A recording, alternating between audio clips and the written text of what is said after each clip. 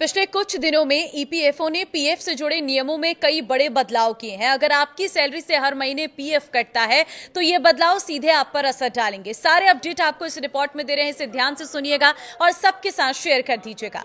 नमस्कार, मैं हूं आपके साथ ममता तिवारी और आप देख रहे हैं न्यूज 18 का डिजिटल प्लेटफॉर्म।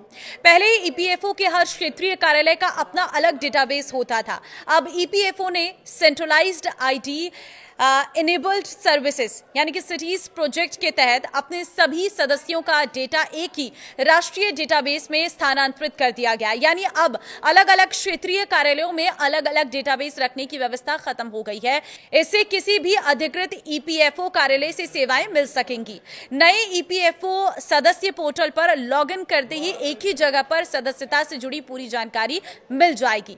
इसमें पीएफ बैलेंस, क्लेम की स्थिति, पेंशन योग्य सेवा का रिकॉर्ड और अब तक मिले सभी लाभ दिखाई देंगे। पहले ये जानकारी अलग अलग सिस्टम में बंटी हुई थी। क्लेम करने से पहले ही पता चल जाएगी आपको गलती। अब किसी भी पीएफ क्लेम को प्रोसेस करने से पहले उसका स्वतः सत्यापन यानी कि प्री वैलिडेशन होगा। अगर आवेदन में कोई कमी या गलती होगी तो उसकी जानकारी पहले ही एसएमएस और पोर्टल के माध्यम से दे दी जाएगी। इससे क्लेम रिजेक्ट होने की संभावना कम होगी और पहली बार में ही क्लेम मंजूर होने की संभावना बढ़ेगी। अब पहले से पता होगा कितने पैसे निकाल सकते हैं। पहले कई सदस्य ये नहीं जानते थे कि अलग अलग श्रेणियों में वे कितनी राशि निकाल सकते हैं। ऐसे में तय सीमा से अधिक राशि का आवेदन करने पर क्लेम रिजेक्ट हो जाता था।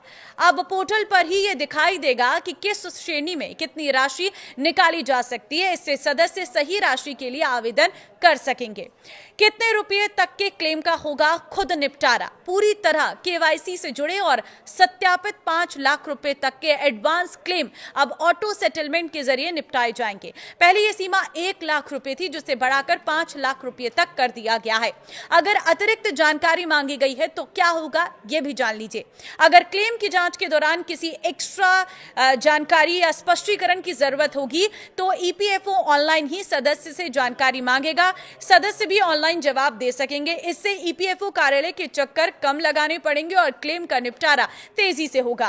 अब क्लेम का भुगतान केंद्रीय भुगतान प्रणाली के जरिए किया जाएगा।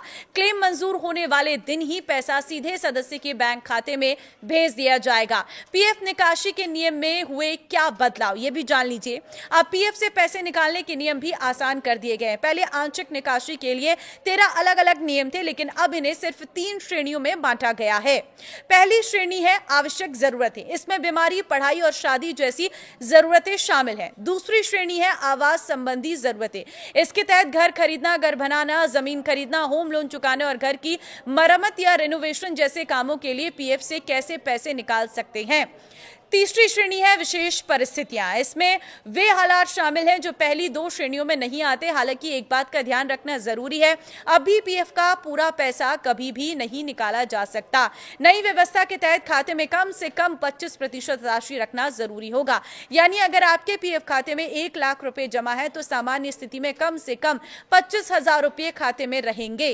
बाकी तय नियमों के अनुसार निकाले जा सकेंगे। अगर इलाज के लिए पैसे चाहिए तो सदस्य अपने या परिवार के किसी सदस्य के इलाज के लिए 12 महीने की सदस्यता पूरी होने के बाद पीएफ से राशि निकाल सकता है। वहीं अगर पढ़ाई के लिए पैसे चाहिए तो अपनी या परिवार के किसी सदस्य की शिक्षा के लिए 12 महीने की सदस्यता पूरी होने के बाद निकासी की जा सकती है। इसके लिए सदस्य अपने पूरे कार्यकाल में अधिकतम 10 बार पैसे निकाल सकता है। इसी तरह अपनी या परिवार के किसी सदस्य की शादी के लिए भी 12 महीने की सदस्यता पूरी होने के बाद पीएफ से राशि निकाली जा सकती है। शादी के लिए पूरे कार्यकाल में अधिकतम 5 बार निकासी की अनुमति होगी। अब आधार से जुड़े यूएन वाले पीएफ खाते नौकरी बदलने पर स्वतः ट्रांसफर हो जाएंगे।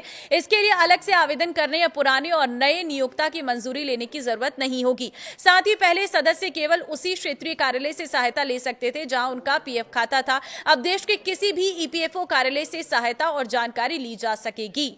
पेंशनर्स को भी फायदा मिलेगा, वो भी जान लीजिए। कर्मचारी पेंशन योजना ईपीएस के पेंशन धारकों अब किसी भी ईपीएफओ कार्यालय में सेवाएं ले सकेंगे और जीवन प्रमाण पत्र जमा कर सकेंगे। साथ ही केंद्रीय पेंशन भुगतान प्रणाली के तहत किसी भी क्षेत्रीय कार्यालय से मंजूर हुई पेंशन देश के किसी भी बैंक खाते में भेजी जा सकेगी। तो ये है वो बड़े अपडेट जो अब ईपीएफओ की सर्विस में किए गए हैं। तो एक एक अपडेट को मैंने आपको पूरे अच्छे तरीके से बता दिया। अगर कोई और कंफ्यूजन है तो आप कमेंट में पूछ सकते हैं। फिलहाल इस वीडियो को आप शेयर कर दीजिए और अपनी राय इन अपडेट्स को लेकर जरूर दीजिएगा। नमस्कार।